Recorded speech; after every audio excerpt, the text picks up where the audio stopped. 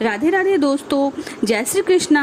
तो आज हम सब लोग ऋषि पंचमी की व्रत कथा को सुनने वाले हैं। तो कृपया आप सब हमारे चैनल पर बने रहें और इस कथा को बहुत ही ध्यान पूर्वक आंख बंद करके सुने, क्योंकि जो जितना एकाग्रचित होकर अपने अच्छे मन से इस पाठ को सुनता है उतना ही उसे लाभ होता है। तो कथा की प्रारंभ करते हैं। तो सब लोग ध्यान से बैठकर इसे सुने।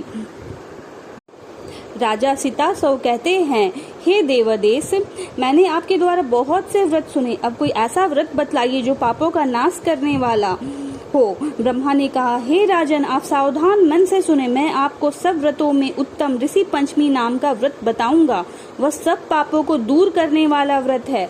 वह ऐसा व्रत है जिसके कर लेने से राजेंद्र कभी कोई प्राणी नरक को नहीं देखता। इस विषय में बड़े लोग एक प्राचीन इतिहास कहते आए हैं। विदर्भ नगर में उत्तंक नाम का एक उत्तम ब्राह्मण रहता था। उसकी स्त्री का नाम था सुशीला, जो अपने प्रतिव्रत धर्म का भली भांति पालन करती थी। उसकी 2 संतानें थी, एक पुत्र और एक पुत्री। पुत्र का नाम था सुविभूषण। उसने अंग, पद और कर्म युक्त सब वेदों का अध्ययन किया था। उत्तंक ने अपने समान एक उत्तम कुल में अपनी कन्या का विवाह भी कर दिया था, लेकिन भाग्यवश विवाह होते ही वह कन्या विधवा हो गई। इसके बाद वह अपने अस्तित्व की रक्षा करती हुई पिता के ही घर में रहने लगी। उस कन्या के दुख से दुखी उत्तंक घर में पुत्र को छोड़कर स्वयं अपनी स्त्री और पुत्री के साथ गंगा तट पर एक वन में चले गए और वहां शिष्यों को वेद पढ़ाते हुए रहने लगे। वह पुत्री अपने पिता की सेवा करती थी। एक दिन वह पिता की सेवा करके थक बैठी थी। आधी रात वो एक शिलाखंड पर सो गई। एकाएक उसके पास बहुत से कीड़े निकल आए। उसके कपड़े में भी अस्त व्यस्त हो गए थे। उत्तंक के शिष्यों ने ऐसा देखा तो वह बड़े दुखी हुए और बड़ी करुणा के साथ उन्होंने गुरु पत्नी को यह सब हाल सुनाया। उन्होंने कहा, हम नहीं कह सकते कि किस कारण वह बेचारी एकदम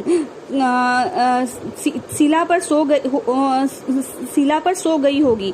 शिष्यों के मुख से निकली वज्रपात सदृश वाणों को सुनकर घबराई हुई वह तुरंत उसके पास गई। वह कन्या को शिष्यों की बताई हालत में देखकर बड़ी दुखी होती हुई विलाप करने लगी और छाती पीटने लगी। इस कारण वह बेहोश हो गई। थोड़ी देर बाद माता को होश हुआ तो उसने जाकर कन्या को उठाया और पोंछकर साफ किया। इसके बाद दोनों हाथों से थामकर उसे वह उत्तंक के पास ले गई। वहां उसने कहा, हे स्वामी, किस बुरे काम के कारण से रात को सोती सोती यह इस तरह कृम राशि से व्याप्त हो गई है, तो सो मुझे बताइए। अपनी पत्नी की बात सुन और कन्या की दशा देखकर ऋषि उत्तंक ध्यान मग्न हो गए। ध्यान के द्वारा जब वह सब बातें मालूम हो गई तब उन्होंने उसके पूर्व जन्म का वृत्तांत सुनाया प्रारंभ किया। ऋषि उत्तंक कहने लगे, यह विगत 7वें जन्म में ब्रह्मानी थी। एक समय यह रजस्वला हुई। उस हालत में भी यह घर के बर्तनों को छूती रही। इस पाप के कारण इसका शरीर कृमिमय हो गया है, क्योंकि राजस्वला स्त्री पहले रोज चंडाली, दूसरे दिन ब्रह्म हत्यारी और तीसरे दिन धोबिन के समान रहती है। चौथे रोज वह शुद्ध होती है। उसी समय इसने अपनी सखियों के साथ कहीं ऋषि पंचमी का पूजन देखा था, जिसका इसने अपमान किया। इसने उस समय आंखों से वह व्रत देखा। उसी पुण्य से इस निर्मल ब्राह्मण वश में उत्पन्न हुई है और उस व्रत का अपमान करने के कारण यह इस समय कृमि राशिमयी हो गई है। इसके जो कुछ दृष्टिकृत थे मैंने वह सुनाए। इतनी कथा सुनकर सुशीला ने कहा, जिस व्रत का केवल दर्शन कर लेने से ब्राह्मण कुल में जन्म होता है, जिस कुल में आप जैसे ब्रह्म तेजस्वी ब्राह्मण जन्म लेते हैं, और उस व्रत का अपमान करने से मनुष्य कृमिरा राशि में हो जाता है, तब तो वह व्रत बड़ा आश्चर्य कर्म करने वाला है। अतएव आप मुझे वह व्रत बतलाएं। ऋषि उत्तंक बोले, हे सुशीले, तुम सब बातों में उत्तम वह व्रत सुनो जिसके करने से मनुष्य ऐहिक पापों तथा दैविक और भौतिक इन तीनों प्रकार के पापों से मुक्त हो जाता है और स्त्री अटल सौभाग्य प्राप्त करती है। इस व्रत को करने वाले प्राणी का सब प्रकार कल्याण होता है। उसकी सब संपत्तियां विपत्तिहीन हो जाती है। भाद्रपद मास के शुक्ल पक्ष में जो पंचमी होती है, उस रोज नदी का सरोवर आदि में स्नान करके नृत्य कृत्य करे। इसके बाद उस मंडप में जाए जहाँ की विधि पूर्वक ऋषियों की स्थापना की गई हो उस जगह ऋषियों को पंचामृत से विधिवत स्नान करवाएं। इसके पश्चात चंदन, अगर, कपूर आदि सुगंधित द्रव्यों का उनके शरीर में लेप करें। तदंतर यज्ञोपवीत पहनाकर अच्छी तरह वस्त्र ओढ़ावे और पुष्प, धूप, दीप आदि सामग्रियों से विधिवत पूजन करें। इसके बाद नैवेद्य समर्पण करके अर्घ्य दें। कश्यप, अत्रि, भारद्वाज, विश्वामित्र, गौतम, जमदग्नि और वशिष्ठ ये ही सातों ऋषि मेरे दिए इस अधर्य को स्वीकार करे और मेरे पर सदा प्रसन्न रहे। इसके बाद यह व्याख्यान सुने। जिस दिन यह व्रत करे उस रोज केवल शाकाहार करे। ऊपर गिनाए सातों ऋषियों का ध्यान करते हुए ब्रह्मचर्य व्रत धारण करके रहें। इस विधान से भली भांति यह व्रत करे। सब तीर्थों में स्नान करने से जो पुण्य होता है, सब प्रकार के दान करने से जो फल प्राप्त होता है, वही फल यह व्रत करने से भी प्राप्त होता है। जो स्त्री यह व्रत करती है वह सब सुखों को भोग करती है और रूप तथा सुंदरता युक्त आयु भोगती है। इस लोक में तो वह सब प्रकार से सुखी रहती ही है, परलोक में भी अच्छे गति को प्राप्त होती है। इस व्रत के प्रभाव से उसे अपने पूर्व जन्म का हाल भी मालूम हो जाता है। अब भविष्योत्तर पुराण की ही पंचमी कथा प्रारंभ होती है। श्री युधिष्ठिर ने भगवान कृष्ण से कहा, हे देवदेश, मैंने बहुत से व्रत सुने, अब मुझे पाप नाश करने वाला कोई और व्रत बतलाइए। श्री कृष्ण बोले, हे राजेंद्र, अब मैं आपको एक ऋषि पंचमी नामक व्रत बताता हूँ, जिसके करने से स्त्रियां के पाप से छूट जाती हैं, छुटकारा मिल जाता है। इस पर युधिष्ठिर ने कहा, हे कृष्ण, यह कैसी पंचमी है? उसका ऋषि नाम कैसे पड़ा? और ये यदुत कुलोत्पन्न कृष्ण, उस व्रत को करने से स्त्रियां पाप मुक्त क्यों हो जाती हैं? क्योंकि इस संसार में बहुत से पाप है, तो फिर ऋषि पंचमी का व्रत करने से स्त्रियां पाप से क्यों छूटती हैं? श्री कृष्ण ने कहा, जो कोई स्त्री जानकर या अनजाने में राजस्वला हो जाती है और उस हालत में भी गृहस्थी का काम धंधा करती हुई बर्तन वगैरह छूती है, तो उसे बड़ा पाप लगता है। इस पाप के वश उसे नरक में जाना पड़ता है। वह राजस्वला वर्जित क्यों मानी गई है? मैं आपको इसका कारण बतलाता हूँ। हे भारत, ब्राह्मण आदि चारों वर्णों के लोगों का यह कर्तव्य है कि जब स्त्री राजस्वला हो जाए तो उसे घर के कामों से अलग कर दें।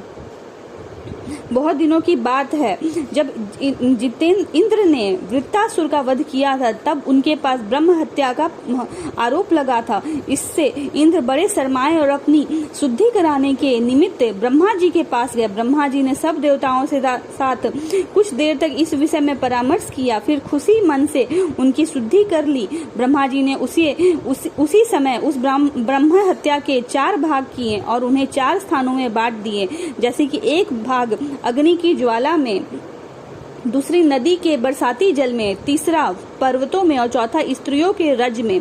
इसी कारण राजस्वला स्त्री को यत्न पूर्वक दूर रखें, क्योंकि ब्राह्मणों चारों वर्ण वालों के लिए यह आज्ञा दी है। उन्होंने कहा, राजस्वला स्त्री पहले दिन चांडाली के समान, दूसरे दिन ब्रह्म हत्यारिणी, तीसरे दिन धोबिन की तरह रहती है और चौथे रोज शुद्ध होती है। अज्ञान से अथवा ज्ञान से यदि संपर्क जन्य कोई पातक हो ही जाए तो उस पाप का नाश के लिए यह ऋषि पंचमी का व्रत करना चाहिए। यह ऋषि पंचमी सब पापों को नाश करने वाली है और सब प्रकार के उपद्रव नष्ट करने वाली है। इस कारण ब्राह्मण, क्षत्रिय, वैश्य तथा शूद्र सभी वर्ण के स्त्रियों को यह व्रत अवश्य करना चाहिए। एक कथा की विदर्भ में देश में सेनजीत नामक एक राजा हुआ और जो चारों वर्णों का पालन करने वाला था। उसके राज में वेद और वेदांगों का पारगामो सुमित्र नाम का एक ब्राह्मण रहता था। वह सब प्राणियों के हित में लगा हुआ था। वह खेतों का धंधा करके अपने कुटुंब का भरण पोषण करता था। उसकी स्त्री भी बड़ी साध्वी और पति के सेवाओं में तत्पर थी। उसका नाम था जयश्री। उसके बहुत से सेवक और मित्र थे। एक रोज बरसात का समय था। वह खेती के काम में लगी थी। वह बड़ी चिंतित थी। उसका मन व्याकुल था। इसी बीच में उसे रजो धर्म होने लगा और उसने देखा भी, लेकिन इस पर भी वह अपने घर का धंधा करती ही रही। उसने घर में बर्तन भी छुए। इस अनंतर थोड़ी ही दिनों के भीतर वह मर गई। उसका पति भी कुछ दिन बाद मर गया। इस तरह वे दोनों मरकर अपने अपने कर्म का फल भोगने लगे। उसकी स्त्री जयश्री ऋतु संपर्क के दोषवश कुतिया हुई और सुमित्र ब्राह्मण उस स्त्री का संपर्क करने के कारण बैल हुए। इस प्रकार दोनों कर्मानुसार फल भोगने लगे। ऋतु संपर्क के दोष से दोनों ही को पशु योनि में पड़ना पड़ा, लेकिन फिर भी इन दोनों ने इस अपराध के सिवाय बाकी कोई दूसरा अपराध नहीं किया था, तो इसलिए इन्हें ब्राह्मण योनि में जन्म हुआ। इस कारण इनको अपने पूर्व जन्म की भी बात याद रही। वे दोनों अपने पूर्व जन्म की करनी का स्मरण करते हुए अपने बेटे के घर में रहने लगे। सुमित्र के बेटे का नाम था सुमति। वह बड़ा धर्मात्मा देवता और अति था। इस बीच में उसे रजोधर्म होने लगा, लेकिन वह बड़ा धर्मात्मा देवता और अतिथियों का पूजन करने वाला था। जबकि उसके पिता की छह तिथि आई तो सुमति ने अपनी चंद्रावती नाम की स्त्री से बड़ी श्रद्धा के साथ कहा कि हे चारु हासिनी, आज मेरे पिता की छह तिथि है, आज हमें ब्राह्मण भोजन कराना है, सो तुम रसोई बनाकर तैयार करो। पति की आज्ञा से उसने झटपट रसोई तैयार कर दी। इसी बीच एक सांप ने आकर रसोई में विष उगल दिया। कुतिया सुमति की माता बैठी वह घटना देख रही थी। अब उसने सोचा कि यदि ब्राह्मण यह रसोई खाएंगे तो मर जाएंगे। इस कारण उसने जाकर चौका ही छू लिया। सुमति की स्त्री ने कुतिया की यह हरकत देखकर उसे जलती लाठी से मारा। उस भोजन को अलग करके उसने बर्तन आदि धो डाले, फिर से रसोई तैयार की और विधिवत श्राद्ध किया। ब्राह्मण भोजन कर चुके थे तो भी उसने उस कुतिया को खाना तक नहीं दिया, बल्कि जमीन में फेंक दिया। इसलिए उस रोज कुतिया का उपवास हो गया। जब रात हुई तो वह भूखी कुतिया अपने भूतपूर्व स्वामी बैल के पास जाकर बोली, हे स्वामी, मैं बड़ी भूखी हूँ, आज मुझे कुछ भी खाने को नहीं मिला, एक टुकड़ा भी नहीं मिला, इसलिए मुझे विशेष भूख सता रही है। और रोज तो मेरा बेटा मुझे चाटने चूटने भर को कुछ दे भी देता था, पर आज उसने थोड़ा सा जूठा भी नहीं दिया। कारण यह कि रसोई घर में आज खीर बनी थी, उसमें एक सर्प ने विष उगल दिया। मैंने सोचा कि यह खीर खाने से बेचारे ब्राह्मण मर जाएंगे, इससे जाकर वह खीर मैंने छू ली। इस पर मेरे पुत्र वधू ने मुझे बुरी तरह पीटा, इससे मुझे बड़ा दुख हुआ और चोट तो ऐसी लगी कि मेरी कमर टूट गई। अब मैं क्या करूं? बैल ने जवाब दिया, भद्रे, तुम्हारे पाप संग्रह से मेरी भी तो दुर्दशा है। मैं भी तो उस उत्तम योनि में, इस भोक्ता ढोने वाली योनि में आ पहुंचा हूँ। आज दिन भर मैं भी हल में जुटा हुआ खेत जोतता रहा। मेरे बेटे ने मेरा मुंह बांधकर भूखा रहकर खूब पीटा। आज उसने जो यह कर्म किया है वह व्यर्थ है, क्योंकि मुझे इससे सुख न मिलकर दुखी हुआ। श्री कृष्ण चंद्र जी कहते हैं, हे भारत, जब कि वो दोनों आपस में इस तरह की बातें कर रहे थे, इसी बीच में उनका बेटा भी वहां आ पहुंचा और चुपके से उनकी बातें सुन ली। इससे उसे विश्वास हो गया कि ये दोनों मेरे भूतपूर्व पिता माता हैं। फिर क्या था, उसी रात्रि के समय उसने उन दोनों को भर पेट भोजन कराया। दुखी बेटे ने जब अपने पिता माता की दुर्दशा देखी तो हे राजेंद्र, वह तुरंत वन की ओर चला गया और वहां वह यह जानने गया था कि मेरे माता पिता ऐसे तकलीफ में क्यों हैं। वह वन में पहुंचा तो वहां के कितने ही धर्मात्मा और ज्ञान वृद्ध ऋषियों से मिला। उनसे यह बात पूछी। उसने उन ऋषियों को सारा दृष्टांत प्रमाण करने के बाद कहा, हे श्रेष्ठ ब्राह्मणों, आप सब सावधान चित होकर मेरे एक प्रश्न का उत्तर दे। जिस कर्म के फल से मेरे माता पिता इस अवस्था को प्राप्त हुए हैं, और कौन सा उपाय किया जिससे कि वे इस दुख से छुटकारा पा जाएं। श्री कृष्ण चंद्र जी कहते हैं, उन ऋषियों में सर्व तपा नाम के एक ऋषि थे। जब उन्होंने सुमति की ये बातें सुनी तो उन्हें बड़ी दया आई और उन्होंने उसके पिता माता का संकट दूर करने के लिए कहा, पूर्व जन्म में तुम्हारे माता ने लड़कपन के कारण ऋतु काल का प्राप्त होकर घर की सब चीजें छुई थी। उसी पाप कर्म के कारण वह कुतिया हुई है। तुम्हारे पिता ने भी तुम्हारी माता का स्पर्श किया था, इस कारण वे भी बैल हुए हैं। यदि तुम दोनों का उद्धार करना चाहते हो तो ऋषि पंचमी का व्रत करो। अपनी स्त्री के साथ साथ सप्त ऋषियों का यत्न से पूजन कर अपने 7 वर्ष यह व्रत करो। उसके बाद कंजूसी छोड़कर इस व्रत का उद्यापन करो। इस व्रत के रोज केवल शाकाहार करके रहे या निवार, सावा, कंद, फल, फूल खाएं, लेकिन हल जोतकर जो वस्तु खेत से तैयार होता है वह ना खाएं। भाद्रपद मास के शुक्ल पक्ष की पंचमी को दोपहर के समय नदी या तालाब आदि के विमल जल से चिचिड़ों की लकड़ी से दातुन करें। जिस समय कि वह दातुन करने लगे तो आयु बल आदि मंत्र पढ़ता जाए।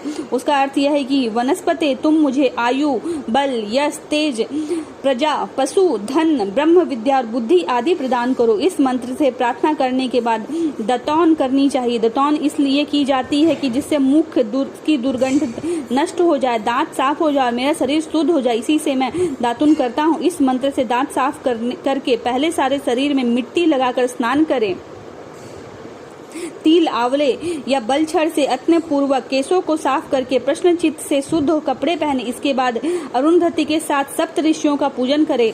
उन 7 ऋषि में कश्यप, अत्रि, भारद्वाज, विश्वामित्र और गौतम, जमदग्नि, वशिष्ठ तथा अरुंधति हैं। इसी मंत्र से प्रसन्नता पूर्वक सप्त ऋषियों का पूजन करना चाहिए। जो स्त्री या पुरुष ऋषि पंचमी का व्रत नहीं करता हो उसका ऋतु के संपर्क से जायमान दोष नहीं होता, इसमें कोई संशय नहीं है। ऋषि श्री कृष्ण चंद्र जी कहते हैं, सुमति ऋषियों की यह बात सुनकर घर आया और बड़ी श्रद्धा के साथ उसने ऋषि पंचमी का व्रत किया। ऋषि पंचमी का व्रत सब प्रकार के पाप दूर करने वाला है। उस सुमति ने जैसा कि उन ऋषियों से ने बताया तो उसी तरह व्रत करके उस व्रत का जो फल था सो सब फल अपने माता पिता को दे डाला। उस व्रत के पुण्य बल से उसकी माता उस कुतिया की योनि से छुटकारा पा गई। वह एक सुंदर विमान पर सवार हुई और दिव्य वस्त्र पहनकर स्वर्ग लोक की ओर चली गई। सुमति का पिता भी मरकर उस पशु योनि से छूट गया और इस व्रत के प्रभाव से स्वर्ग लोक को चला गया।